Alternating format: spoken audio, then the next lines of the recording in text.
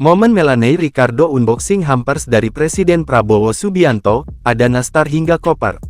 Presenter dan selebritas Melanie Ricardo baru-baru ini menunjukkan kebahagiaannya menerima hampers Idul Fitri dari Presiden Republik Indonesia, Prabowo Subianto.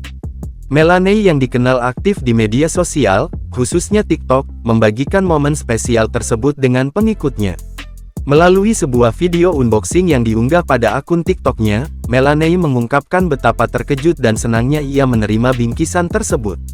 "Aku mau unboxing, spesial konten, karena aku belum pernah dapat hampers dari Pak Presiden. Ini yang pertama kali," kata Melanie Rabu tanggal 2 April tahun 2025 pada unggahan TikTok @Melanie_Ricardo. Dalam video tersebut, Melanie membongkar satu persatu isi hampers yang diberikan oleh Prabowo Subianto. Beberapa barang yang ada di dalam bingkisan tersebut antara lain mini blender, tumbler, colokan dan charger portabel, mug, pouch, kue nastar, sajadah, hingga sebuah koper besar.